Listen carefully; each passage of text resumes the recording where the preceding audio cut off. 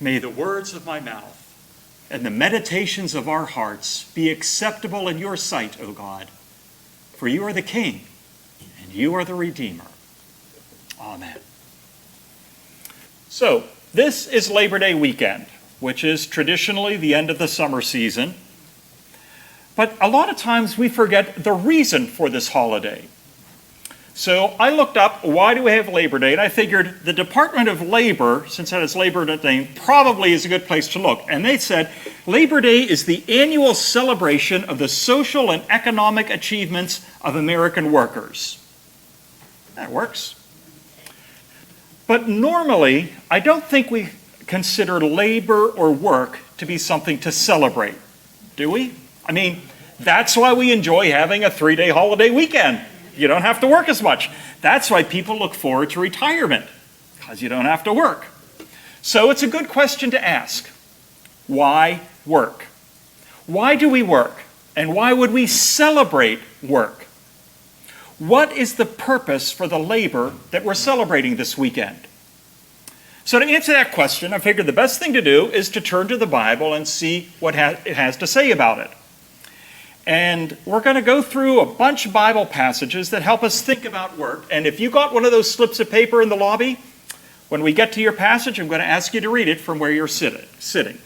So, let's start at the very beginning, in the Garden of Eden. This was before sin entered the world and into our human experience. Life in the Garden of Eden was God's ideal, perfect plan for humanity. But Adam and Eve didn't just sit around eating bonbons in the Garden of Eden. Who has Genesis chapter 2? Would you read it for us, please? The Lord God took the man and put him in the Garden of Eden to work it and take care of it. Adam had a job in the Garden of Eden. He had to work in the garden, but that work was enjoyable. Work, like the work that Adam did in the Garden of Eden, makes our lives richer and fuller. The work that we do, the work that Adam did and Eve did once she came onto the scene, the work that they did reflected the fact that they were made in the image of God. Because God is creative and productive. And so the image of God comes out in us when we also are being creative and productive. The problem, though, is that all this changed when sin came into the world after Adam and Eve ate the forbidden fruit. And work changed. Work was no longer rewarding and gratifying. Work became the curse that God put on Adam. Who has Genesis chapter 3? Would you read it for us, please? This is the curse that God put upon Adam after they ate the fruit. Cursed is the ground because of you. Through painful toil you will eat food from it all the days of your life. It will produce thorns and thistles for you, and you will eat the plants of the field. By the sweat of your brow you will eat your food until you return to the ground, since from it you were taken. For dust you are, and to dust you will return. Well, that doesn't sound very good, does it? So work is no longer life-giving. But because of sin, work is now life-sucking. Work has become toil, exhausting, wearisome, drudgery. This is the kind of work that we don't like to do. What started out as blessed creativity and productivity in Eden became oppression. And this is the kind of work that the Israelites experienced when they were slaves in Egypt. Who has Exodus chapter 1? Would you read it for us, please? They made their lives bitter with harsh labor and work and wars with all kinds of work of the field. And all their harsh labor That's an example of how the curse of Adam came upon all of his children, including us. And the curse of Adam is echoed in part of what God told the people of Israel what would happen to them if they disobeyed his word. In Deuteronomy, toward the end, God has a whole list of blessings if you follow his word and curses if you don't. And in part of that curses is Deuteronomy 28:30. Who has this passage? You will build a house, but you will not live in it. You will plant a vineyard, but you will not even begin to enjoy its fruit. And this is part of how labor can be a curse. You work, but you don't benefit from your labor. Everything that you do, all the productivity that you do, goes to someone else, not you. That was what God said. This will be what happened if you disobey me. So, did the Israelites obey God? They didn't do so very well on it. And so later on, this is what Amos had to say. Who has Amos chapter 5? Though you will build stone mansions, you will not live in them. Though you will plant much vineyard, you will not drink their wine. They were cursed because they disobeyed God, and the curse meant not only the curse meant that they would not be able to enjoy the fruit of their labors, but the curse of labor is even bigger than this. The curse is not only for those who work and are not able to enjoy the fruits of their labor, but God's judgment is against the people who oppress workers in this way. Does someone have James 5? Look, the wages you fail to pay the workers who mowed your fields are crying out against you. The cries of the harvesters have reached the ears of the Lord Almighty. So not only are those who work and not able to enjoy the produce of their work, not only is that a curse, but there's a curse against those who are doing that to them. But guess what? Even if nobody is oppressing you, even if there isn't anyone out there taking away your vineyards or your houses, according to Ecclesiastes chapter 2, you still don't get to enjoy the fruit of your work. Would someone read Ecclesiastes 2, 7 to 18 for us, please? I hated life because the work that is done under the sun is grievous to me. All of it is meaningless, chasing after the wind. I hated all the things I had toiled for under the sun because I must leave them to the one who comes after me. So you notice that he said, I work hard, but what does it matter? I'm going to die. It's all going to go to my heirs. And he goes on to say, and I have no control over what they're going to do with what I've made. So why work so hard if it's all going to go to someone else? You get the picture here. Ever since sin entered the world, work has become a burden. It's become a curse.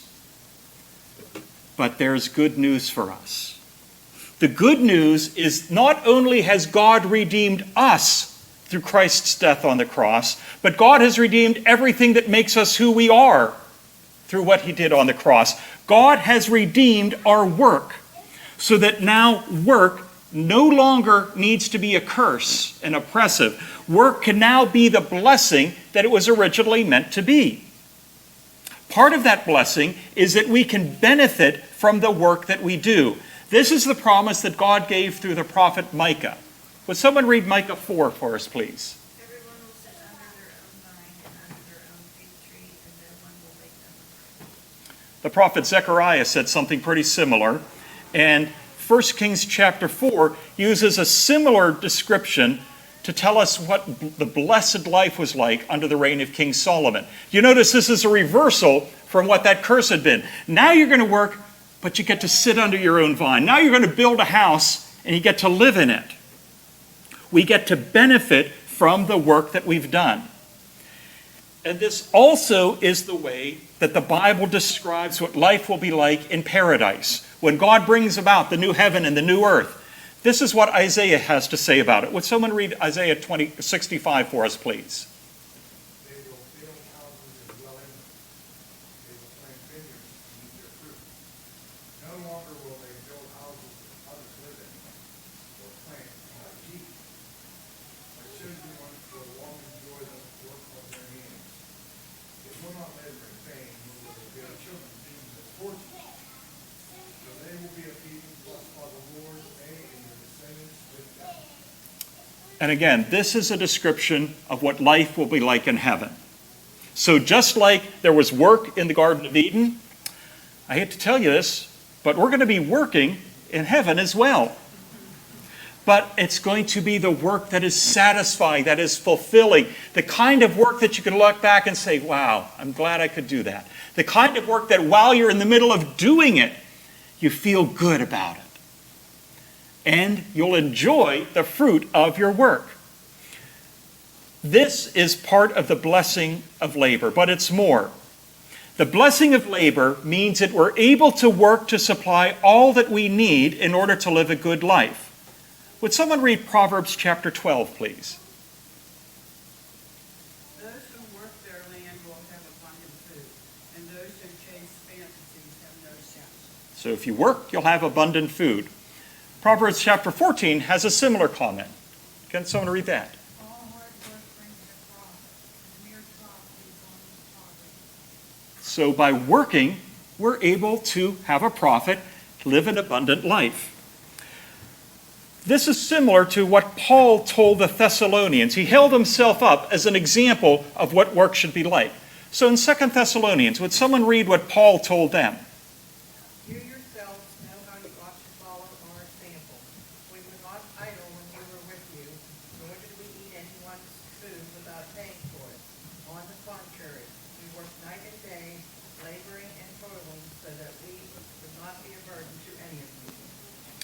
So Paul is saying we worked, we supported ourselves, and if you're able to work, you need to work to support yourself. Don't rely on other people to give you what you need. A verse or two later on here, he basically says if you want to eat, you need to work. And it's similar to what he told Timothy in 1 Timothy 5. Does someone have this one, please? Dina. Scripture says, do not muzzle an ox while it is treading out the grain, and the worker deserves his wages. In other words, if someone works, they should be able to enjoy the benefit of their labor. This is all good, isn't it? Work means we can support ourselves. But there's more to it than that. There has to be something more to labor than just being able to support ourselves. The Old Testament reading that Ralph led us through from Ecclesiastes chapter 2 emphasized the emptiness of earning things for your own pleasure. The author of Ecclesiastes says, I worked hard and I had riches and luxury beyond your imagination. And what was it? Just an empty wind, meaningless. You can never fill the empty hole in your life by working to get what you want. No matter how much you have, no matter how hard you work, no matter how many luxuries you have, it's still going to be there. Have you heard the old saying about someone asking a millionaire or billionaire? I think it might have been John D. Rockefeller, because that's what we've heard it. As he amassed so much money, they said, how much money is enough? And he said, just one more dollar. Just one more thing. No matter how much we have, I just wish I had one more thing. There is more to being made in God's creative, productive image than accumulating for ourselves. And that brings us to Ephesians chapter 4, verse 28. This is the verse that inspired me to delve into this whole topic in the first place. And it gives us a completely different reason for why we work. We work not only to reflect God's creative spirit in us, we work not only to enjoy the fruit of our labor and to not be a burden for someone else. There is more. There is another reason, a bigger reason for why we work. This verse comes in the second half of Ephesians. Paul's letters generally have a part 1 and a part 2. Part 1 is where he talks about the gospel. This is what we believe. And then part 2 is ethics. Now that we know what we believe, now that we know that we're people of the gospel, how do we live? What should our lives be like? And this, what Ralph read for us, is part of that part 2. And this verse is part of it. I'll read this one. Anyone who has been stealing must steal no longer, but must work, doing something useful with their own hands. Now, at first you might wonder, why did Paul have to instruct them not to steal? Apparently, that was an issue in the early church. In 1 Corinthians chapter 6 and in 1 Peter chapter 4, we hear them addressing the issue, saying, you know, as Christians, you shouldn't be stealing. I heard an academic paper on the 1 Peter passage, and apparently Christianity attracted a criminal element in the early church. It might have been because they thought Christianity justifies their crime. I mean, if Jesus forgives everything you do, isn't that great? So if I'm a thief, I'm going to become a Christian, and that way God forgives me for my thefts. And instead, Paul says, no, don't steal. You should work. Be useful. Be productive. But why? Why should you work and do something useful with your own hands? And this is where the surprise hit me. I thought Paul would say something like, you must work, do something with your own hands in order that you can support yourself. That's what I was expecting. That's not what he wrote. Do something useful with your hands that they may have something to share with those in need. This is a completely different reason for working.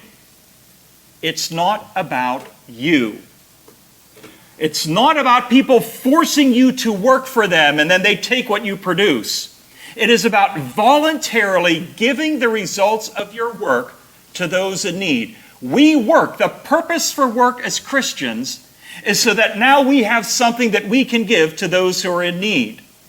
The true pleasure of work, the joy of labor, is more than supporting yourself. The joy of labor is being able to provide for those who aren't able to support themselves. That's a whole different reason for working, isn't it? When you're working, if you're someone earning a paycheck, are you thinking through the day, man, this is great. This money I'm earning, I can think of all the people I can help. I can think of this charity. I can think of this mission project. That's why I'm working. I'm seeing shaking heads. No, that's not why I'm working. I'm thinking about the bills I have to pay. I'm thinking about the vacation I want to go on.